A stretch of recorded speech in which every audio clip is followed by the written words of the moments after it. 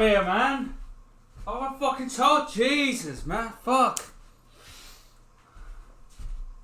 Man. God, you silly bastard. What the fuck do you think you're doing, man? Fuck. Damn. Damn. Jesus.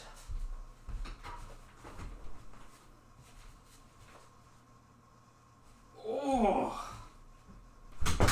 Ah. Fucking hell. Oh. Fuck me. Man alive. Alright. So, you know, what's going on, guys? I was just going to get some water and fucking penguin stole me fucking place. Gee, I'm not having it. Nah, no way. No fucking way! Anyway, I thought I'd just do a quick little stream. I'm bored. I was doing some writing on my book.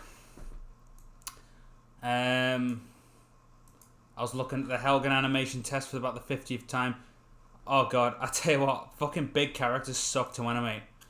And the rig, you know, I need to make better rigs, because when you fucking animate like characters that have got like a lot of body mass, the fucking mesh stretches and it makes it look weird.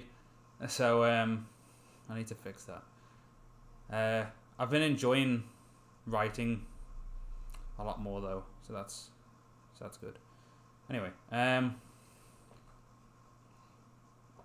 fuck yeah. So, yeah, go on, shoot your questions. How did you come up with Satellite City?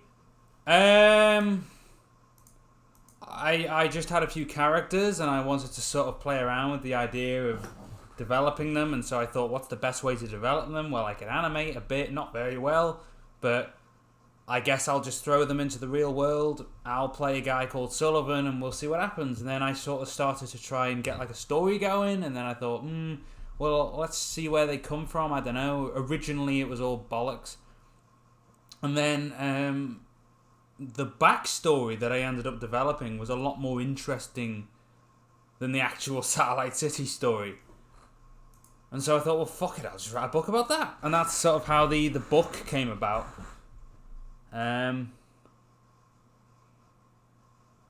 Yeah. That's about it. How's the book coming along? I'm in the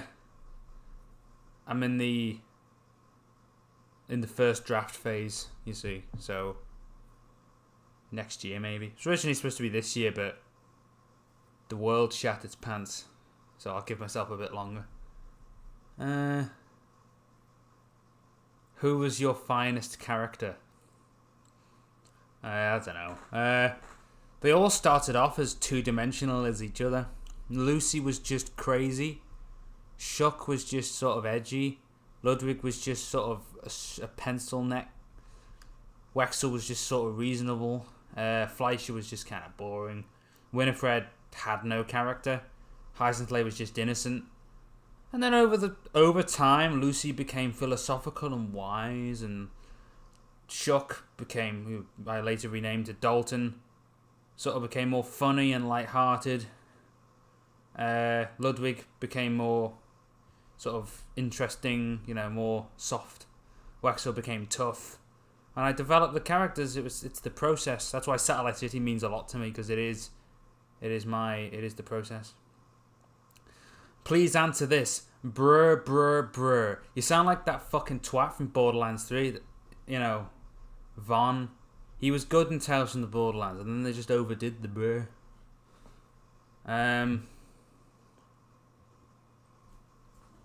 So yeah. What was I talking about? Yeah, a fucking the show. I just sort of like used it to develop it and for that reason, it'll always hold a very special place for me, and I'll continue to do it just because I think it's fun. Making Satellite City is really fun, especially when I have my friends involved, when there's a team of us going out into the forest or something to film shit or wherever we end up. Is fun. It's entertaining. So I'm just going to keep the show and the book separate. The show has the characters in it, and I'll continue the little story I had going with the show. But the book, I really found, I found what I wanted out of it. Oh shit, I've got some super chats here. Sorry for fucking butchering the names. Rule 2, double tack the Penguin Sam. Also amazing work on the Helgen animation test. Thank you.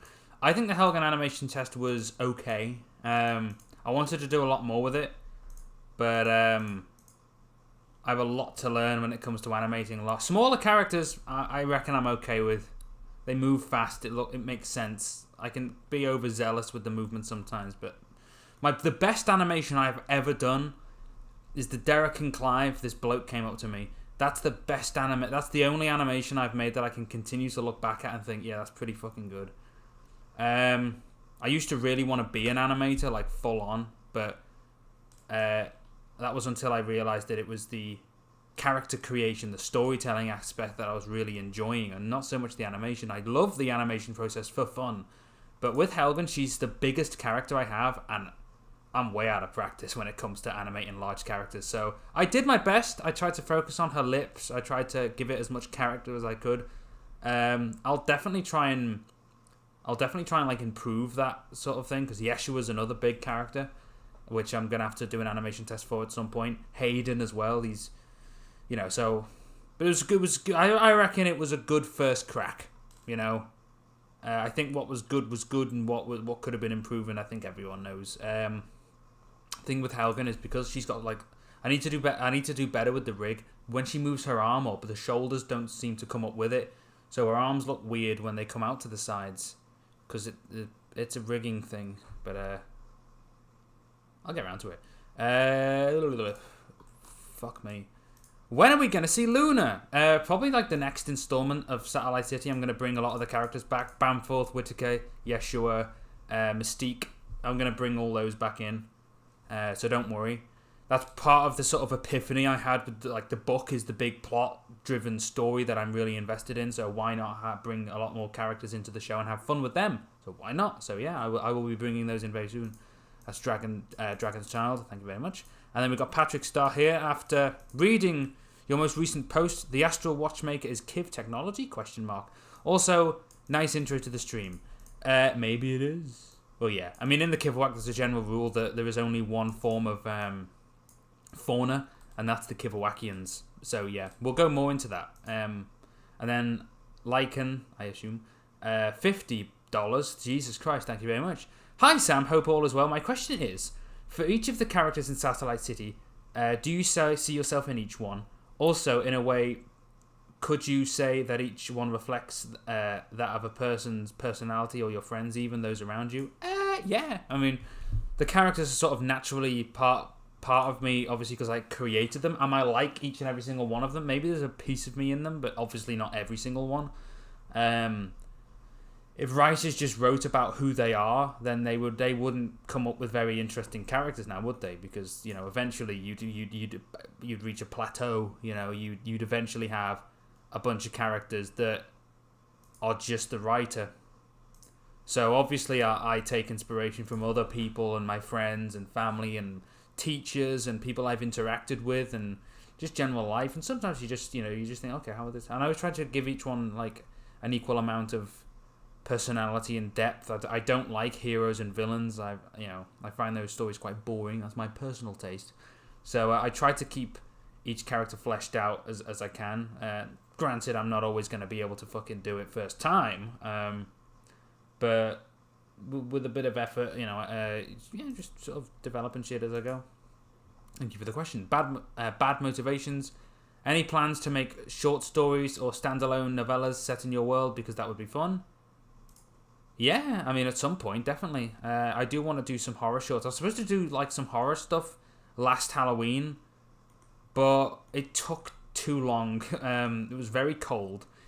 We only got one done, and I wanted to do at least 5. So this year, maybe. Yeah. Crypt the Creature with $5. How do you decrease render time? I'm modeling right now, but I can't imagine how long it takes to render animations once I get. Render Street is your solution. Render Street can do a deal. It's a monthly subscription thing, and you get what you pay for. So if you want fast rendering, you got to pay for it, but it's worth it if you're really gonna take it seriously. I'm a hobbyist. I've sort of just accepted that at this point. I enjoy it. I definitely have some skill in the arena of animation, but I'm not the best. And one guy can only do so much. Let's be real here for a second. You know, I'm not gonna master every facet of animation. I think obviously I'm 22. You know, I'm young. I've got a lot to learn, but you know.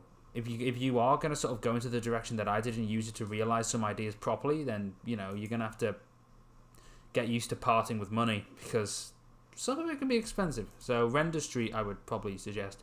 Dason Avaskis. Will we see more of the Borgia family? Possibly. Yes. Yeah.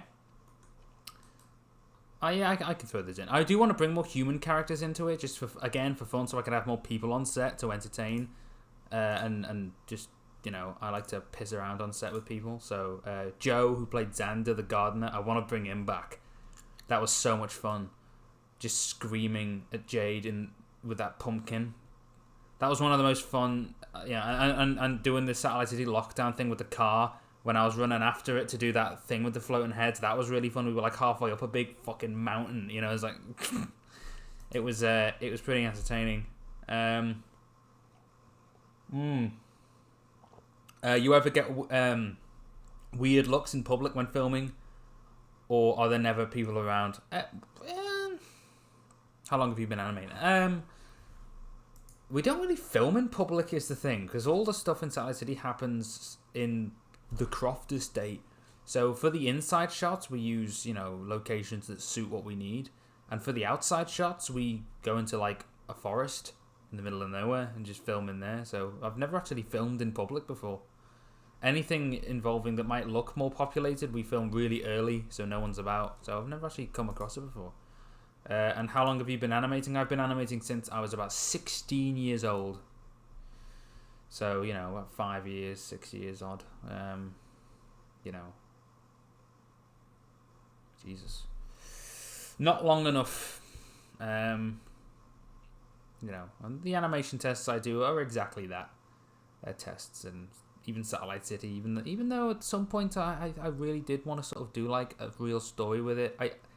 It just wasn't the right climate. The Kivawak was the setting that I fell in love with.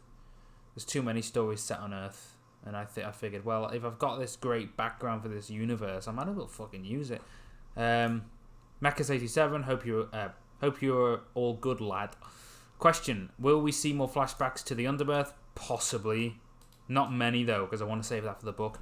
Part of the draw, I think, of the book is this strange fucking world. You know, very H.R. Geiger-esque in not design, but in terms of like weirdness. Certainly, there are elements there. You know, one thing that always annoyed me about some classic aliens in film is they are basically humans in culture and mostly in looks. And I understand getting some human elements across. Obviously, if it was completely alien, it would make no sense. So, you know, I have characters like Ludwig and Wexel, which are humanoid, and, you know, you can connect to, and they have eyes and stuff like that. And their culture is, you know, based on humanity, but you should always try and take it to the next level if you're going to go with the alien stuff, rather than just having them be people but green. So with the book, I definitely want to try out some new things, like the way they measure time, the way their sense of morality, what is acceptable, their economy, what they trade, how they trade, is their currency, what are the taboos, you know. Is it true that you get all is it true you acquired all your talent from your dad? Some guy called Rob Fenner said that. Oh, I don't know. I don't know. You see, that's a bit of a question. You see, I don't know. What's funny about that is my dad's a fantastic musician and songwriter, and I went in like the opposite fucking direction, straight into visuals. But yeah, I mean, obviously there's an element of that. I was heavily supported in whatever I wanted to do. That's an important thing, something that you shouldn't turn your nose up at. Having your parents having your back. The trust. Lycan. Hey Sam, another question. What's your thoughts on the animations that other people do of Satellite City? Ooh, Christ. Especially the memes. Thank you again, Sam. I like them. I think they're funny. I think they're hilarious. You got to be able to laugh at yourself. I took myself very seriously when I was like a 16-year-old child. But as you get older, you just sort of like, you relax a bit. When you're a teenager and a young adult, it's all about proving yourself and trying to shout the loudest, but you don't really think about what you're actually saying. So, when people make fun of the show in like a really funny way and they like do those YouTube poops of it, just like they do with Doctor Who, I love them, my friend Brienne and Badger Bonfire on my Discord, they do some really funny ones. Crypt the Creature with another one. Last caption from me. Are you still open to working with others? What would you hope to get done with a team that you couldn't do yourself? I'm alright to work with others, but from now on, I want to stick to what I'm doing. I want to focus on me.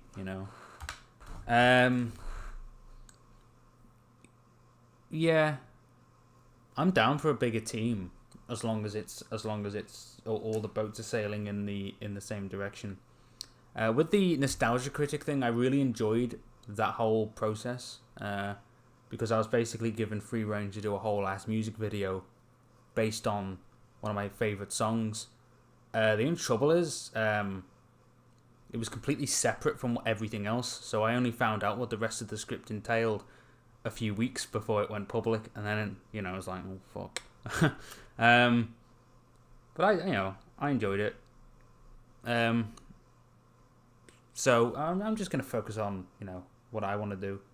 Because I enjoy what I do a lot more than helping other people with their stuff and even them helping me with my stuff. There's got to be sort of that symbiosis, you've got to want it. And what I want to do, what I want, is to write my book and keep the sort of the channel fueled with entertaining content that is made to entertain. Yeah, I think that's the best way to be. I'm going to refresh this because it's not auto-refreshing, so I can't see what's going on all the time. There we go. Fantastic. Thank you very much, Mr. Stream thing.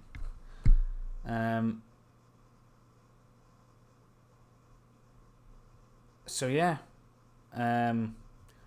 which character is the easiest to rig and animate? I think the smaller they are, the easier they are. So Lucy, Heisenflay are pretty easy to animate because there's not much weight to them because they're so small.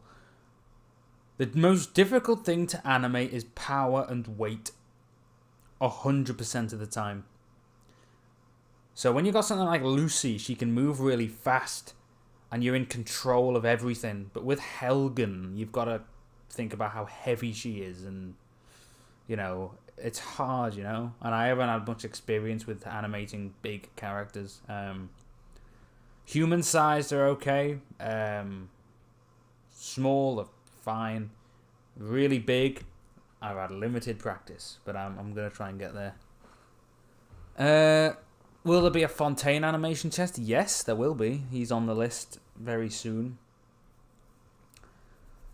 I want to do some more satellite shorts.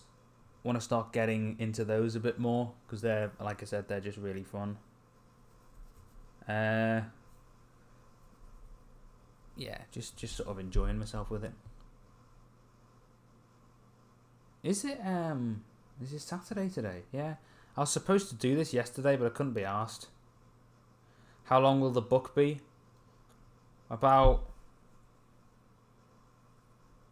450 pages, maybe. The first act right now sits at about 140 pages, and there's 3 acts, but they sort of Act 2 is a bit longer and Act 3 is a bit shorter, and you know, it depends on where I finish. I'm aiming for around 400, 450. Are physical copies going to be available? Yeah, I aim to get it published. Who's your favourite Satellite City character?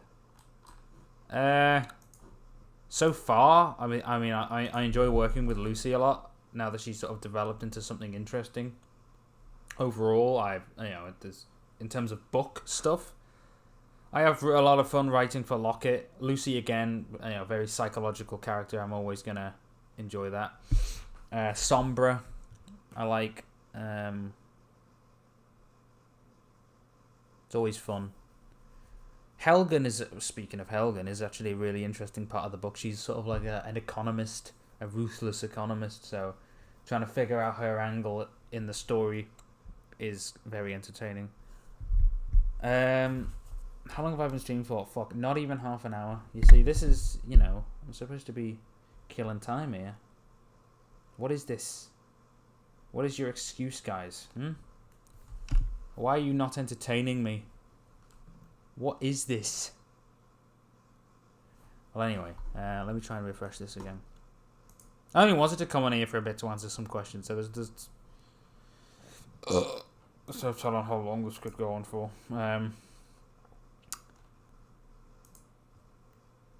But yeah. Satellite City has some of the best character development I've seen in a while. Absolutely love it.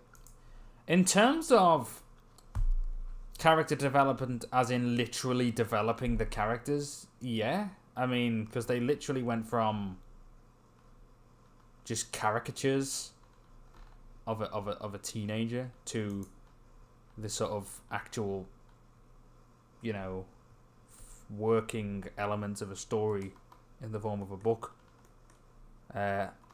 As for the effectiveness of them in the book, that is not for me to say. That's for you to say. Now, I've done some book teasers. Everyone seems to have enjoyed those so far. I'm definitely going to do more of those. Is the lore website going to be fixed? It's not broken. It's just, I don't know what to do with it. What you need to understand is, that was where the book came from. That lore website was just supposed to be a website where I post fun facts about where the characters came from, until I realised that the fun facts were more interesting than what was on the show. I mean, you've got, like, creatures in suburbia hidden from the world. Oh, God, that's original. Or you've got the Kivowak and the lady and the fucking Black and Rend and the Underbirth, the Hammerlow, and fuck me. I was like, Jesus Christ, this is way more entertaining. I want to write a book about this. And so what I did was I thought, fuck me, alright, what I'm going to do is I'm going to fucking take it off.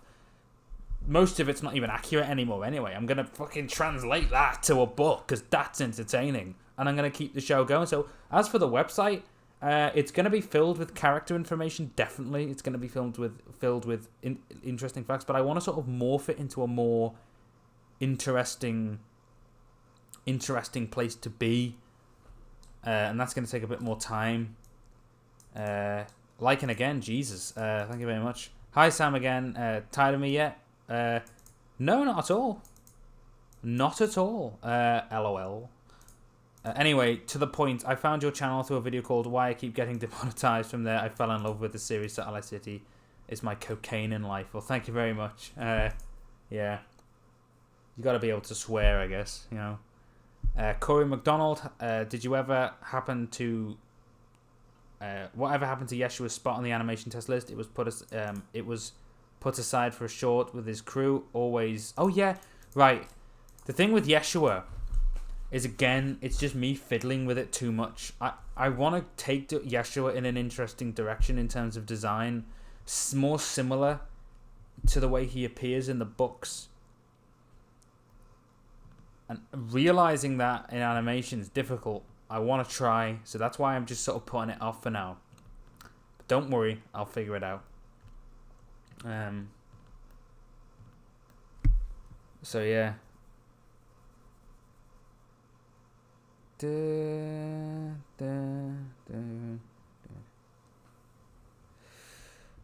Which do you prefer, Silent Hill, Resident Evil? Ooh. I like both, honestly. Silent Hill's a great example of surreal, fucked up artwork and design, used for a purpose. But then again, so is Resident Evil. The Chrome Dome. What kind of porn do you watch? Well, you see, there's anything by, I don't know. Let's have a look. Let's see. You know Doctor Who. You know those Daleks. Have we got one here? Where's? Here we go. Look at that. Just magnificent design work. You know. Is this what you want? This fucking oh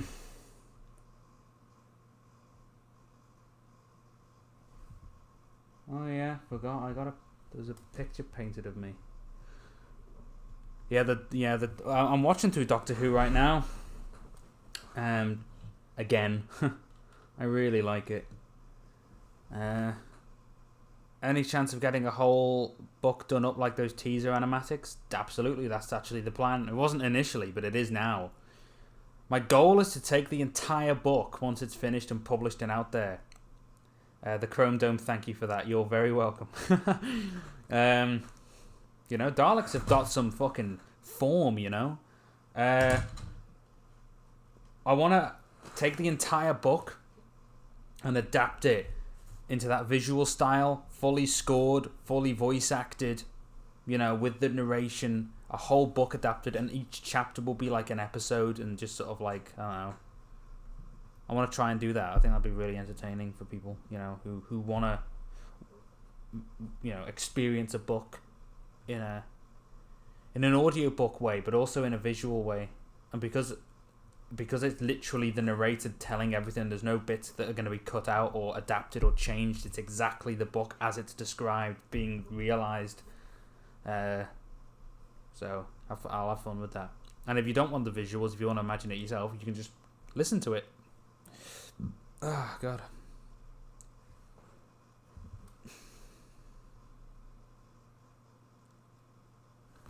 Do the Kivawakians have some sort of biological similarities as any species, or can they look like pretty much anything? The idea behind the Kivawakians just came from nature, really. The most interesting, weird, fucked up elements of the natural world on this planet, I just sort of used and I just thought, how would that translate into a society?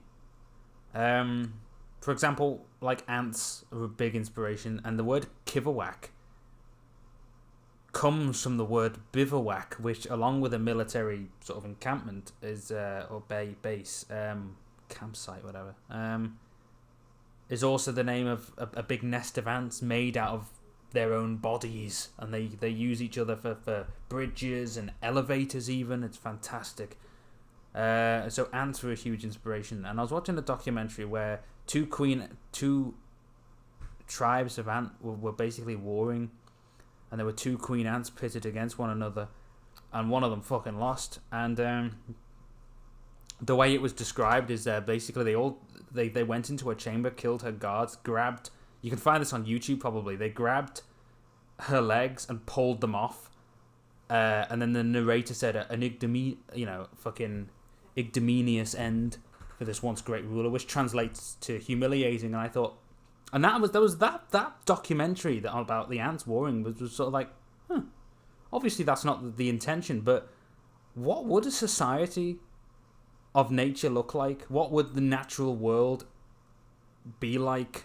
It'd be a brutal, harsh, fucking magnificently fucking interesting world, right? And that's where the Kivawakians came from.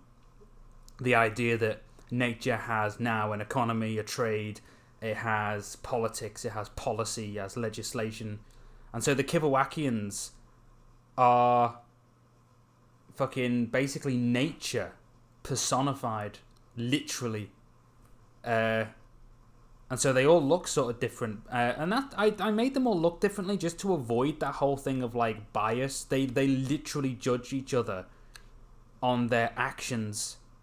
Locket says the small might slay, the large, and the large may outthink the small. It really doesn't matter. If I knew that if I had a solid structure for the Kivawakians, the point would be lost, which is the equality of the Kivawak.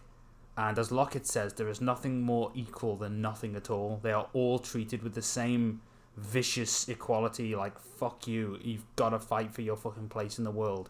You've got to prove yourself. You've got to prove your intellect. And I didn't want there to be any form of physical bias. So that's why they all look completely different. When you started the series, did you have an actual plan, or were you just sort of winging it? Also, about the ants, do you watch YouTube channels? And do you watch the YouTube channel Ants Connect Canada? No, I don't. And the answer is yes. I was winging it, and still am. It's, fuck it. The book I'm not winging. The book I'm really thinking about. I basically separated the two animals. All the intense plot threads and character and all that stuff, stick it in the book. All the fun, humor, banter, visual fucking comedy and drama as well, of course. It's not going anywhere. Keep that in the show. Entertaining. What are they gonna do? Hi, me. Oh, sorry, that's I'm a person obsessed with lore. I blame Bionicle's beautifully overdeveloped world. Oh, fucking same. I fucked that up once, I didn't realize how fucking... I once tried to make a fan film about Bionicle, and I fucked up so bad because I didn't realize how... I thought it... I grew up with it and was like, oh yeah, everyone on YouTube, they make their own characters and it's going to be great. And then I realized how much information there was out there. And then I realized, I can't release this. This is fucking insulting. As such, I love the meatiness I have so far glimpsed in your work. To a degree, you inspire me much more to actively work on my own stuff. Well, that's fantastic. Lore's great. It's part of the reason I love Doctor Who. There's so much rich sort of lore in there. But they're kind of fucking up the Doctor Who lore, to be honest. What's the biggest goal with the series and the book? The series, fun. I want to entertain you, and I want to entertain myself. The book, to leave my mark, I suppose, to see if I can do it. And I still don't know if I can. To see if I'm any good.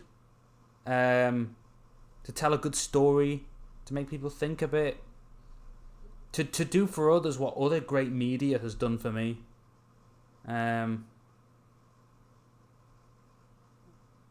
So yeah.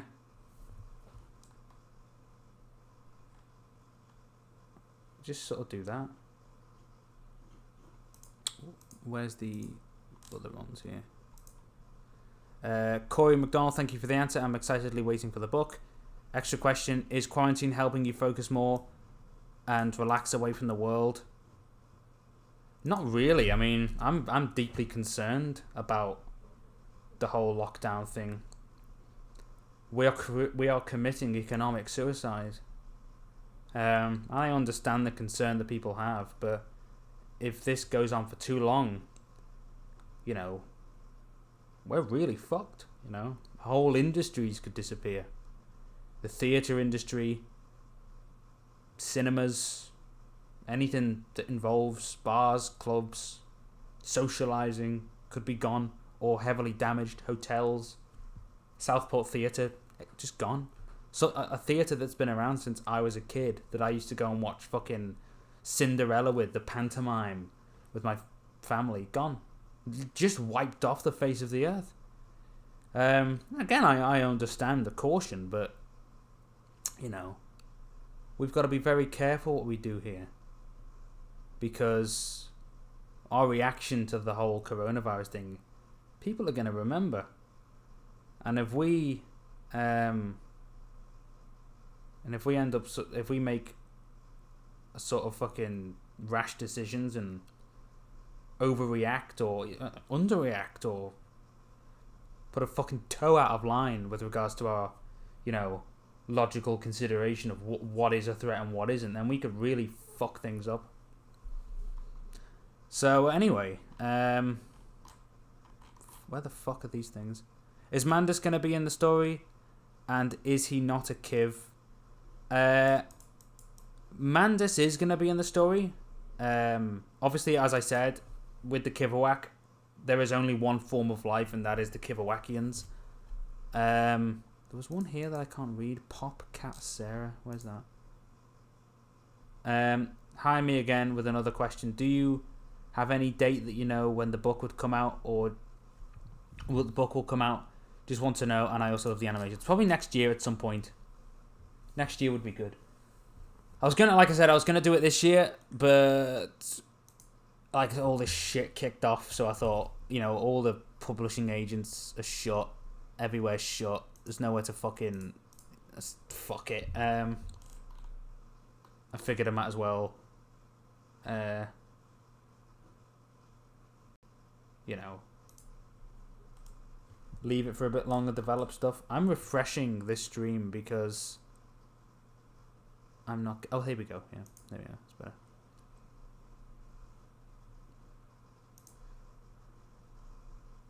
Do you know Markiplier? No. Do I fuck? I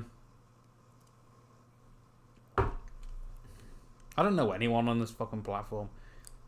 I mean, YouTube's great for a bit of fun, but I'll never see it as a career or a job.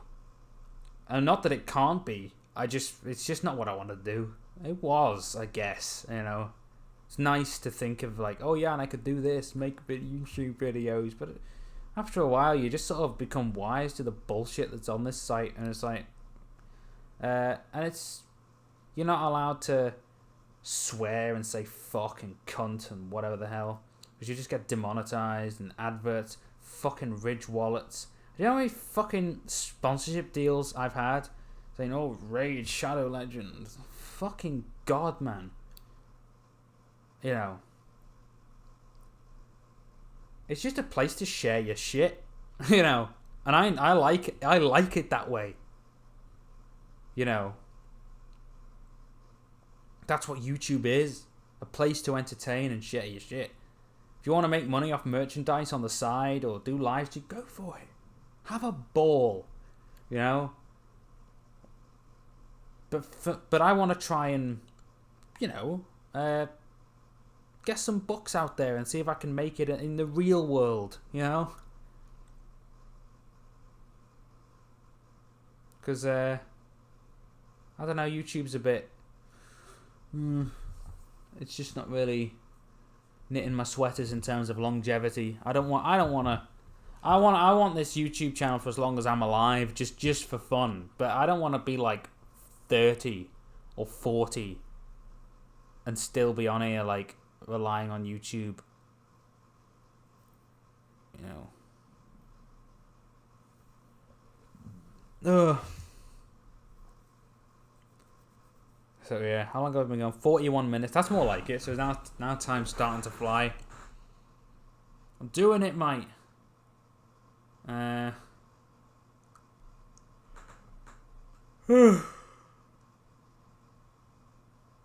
Oh, fuck's sake.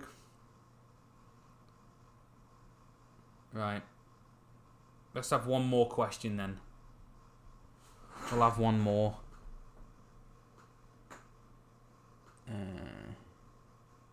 One more question. One that I haven't answered.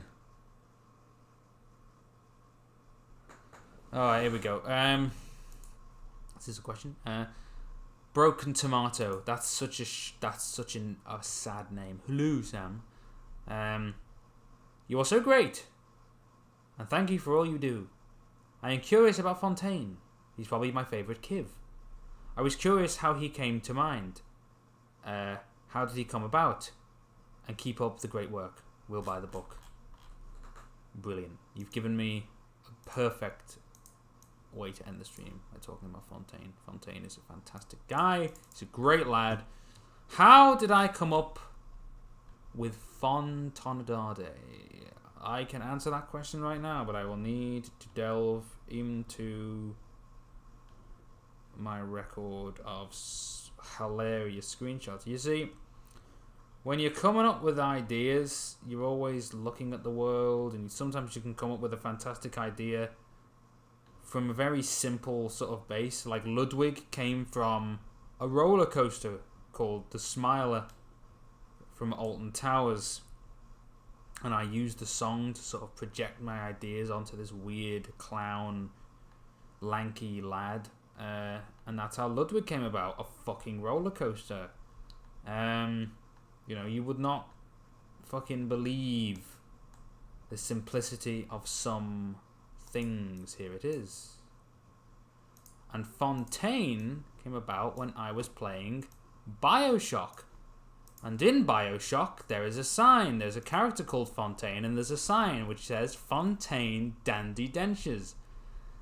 And I saw that, and I thought I want to make a dentist character, and he will have big teeth like that, and teeth for eyes, and everything else. So Fontaine came from this poster in the video game Bioshock.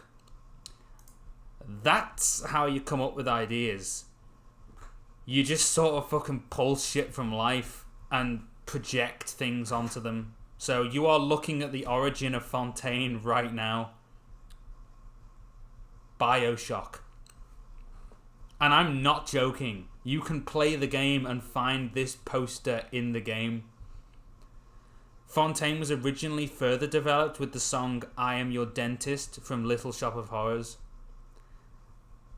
And then he became the Fontaine in the show. He became sort of a crook, a swindler. And he became his own character. And he came from a fucking poster from a game. So if ever you're thinking, oh God, how does he do it? How does he come up with it? Just honestly, just pull shit from life. You'll be surprised by what you can derive. Shit like this that you just overlook. It's just like, right here is the origin of a whole ass character. And it's just a texture in a game. So there you go. What a great way to end the stream. You know, how's that for some trivia? But it's I'm gonna make sure I haven't missed any super chats. I think there's one here, but I can't see it. Let me scroll up. Here we go. What was your initial thoughts on R34 response to Satellite City? I don't know what that is. Again.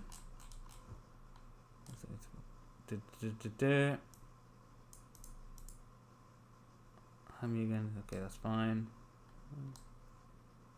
Okay, that's fine. Okay. I don't believe I've missed any. Oh, yeah, Popcat Sarah, I answered that. Okay, I think we're good. Right, yeah. I think that's it. Fuck, okay, well. It's been a good stream. It's been fantastic. Oh, Rule 34, okay. I don't know. Oh. Oh. Oh, I don't know. Look, fucking... If something exists, there's people out there that want to shag it. I guess that's how we're ending the stream. Jesus. Can I call you Dad, even though you're 2 years older than me? You can call me Fuck it. I don't know. I was trying to think of a joke there. Just call me Spud. That'll be my prison name, you know? Right, Spud. Call me fucking Spud. Right. I'll see you later. Fare thy well. Don't die. Don't fucking panic. Right? Tempting as that is these days. And fuck off.